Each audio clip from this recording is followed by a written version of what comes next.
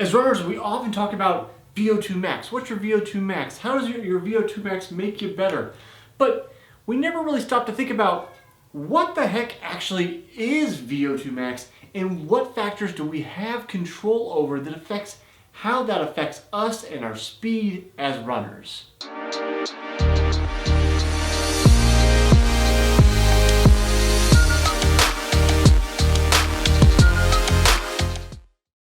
I'm Jesse Funk, the founder of SoulPre.com and the host of this show, Runner's High, where we talk about everything running related, including today's topic, VO2 max. What the heck is it? How does it affect our running capacity?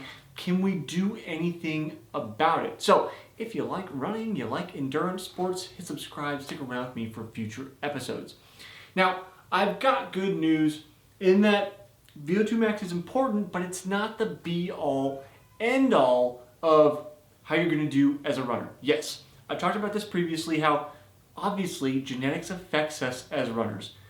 Not every one of us can be running, in the 2 hours for a marathon or in the 14s, 13s for a 5K, or anywhere in those stratospheres. Some of us are limited by our genetics. However, VO2 max is not the only component that decides how good of a runner you're going to be. So let's get into what are the three main components of what VO2 max actually is.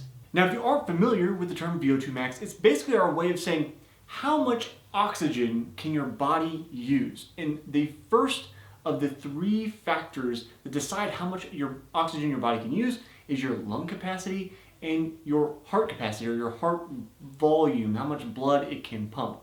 Now, our lung capacity is a little bit determined, but our heart capacity and the volume it can pump can change. And we see this over time with runners that have gone from not running to running and then continued over time.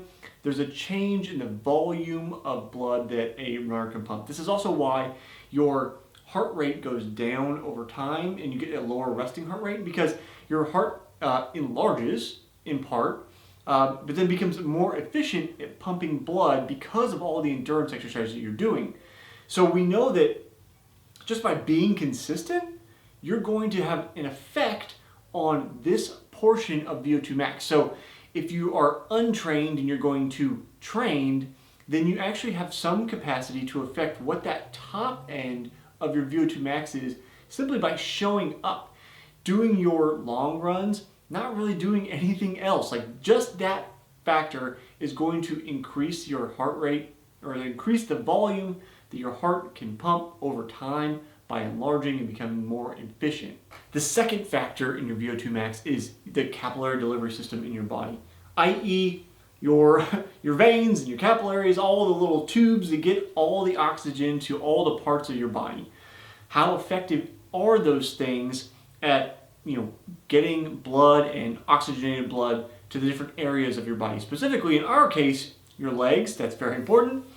Now, this one, as you might imagine, unless there's some weird magic unicorn pill out there, we can't do much about this. It is what it is. We're not going to be like, oh, if I do 100 squats, then I'm going to grow more capillaries. Maybe there's something that I'm not aware of, and if you're aware, or maybe you're a cardiologist or somebody who works with the pulmonary system, leave me a comment below. Let me know what I don't know about how we might be able to change our capillary system. But this one seems like the most genetically determined factor that we really have least control over. But the last one, fortunately, we do also have some control over. And that is your muscle efficiency. Meaning, once your lungs take in the oxygen, your blood's getting pumped by your heart, your capillaries are doing the delivery, now they've handed it off. How effective are your muscles at actually using that oxygen that's arrived? Now, this is really nice because this is actually where training comes in. Yes, aerobic capacity can be improved, so that lung capacity a little bit can be improved for that long run training, as well as your heart. So that first factor. Second factor, capillaries, it just is what it is. And then muscles, this is where that aerobic threshold work comes into play. So aerobic threshold work is where we're working, and maybe you can hear my daughter, she's working on her lung capacity at the moment. So aerobic threshold is where we're working on our muscle capacity to use that oxygenated blood. So if we are not able to use much, we are going to be producing lactic acid. That's that threshold. We want to train our body to use oxygen more, flush out lactic acid faster. So we train at this level so that our body becomes more adept at basically working at a high level. And this comes through those two adaptations. Use of oxygen, that's where we affect VO2 max, and then removing lactic acid faster. So this is a case where, like, if you're highly trained, I think this is something that I went through in college, you kind of have maybe maxed out whatever that top end of your VO2 max can be genetically, but there's still more you can get out of it by making your body more efficient at removing lactic acid. It's a little bit beyond the scope of this video, but I do want to keep that in mind because we're talking about, how does VO2 max affect us? What is it? And that's one factor in knowing that, like, VO2 max isn't the be-all, end-all of training. So what you need to know as well is that it is not just a matter of what your VO2 max is, but at what capacity of your max can you work for a long time.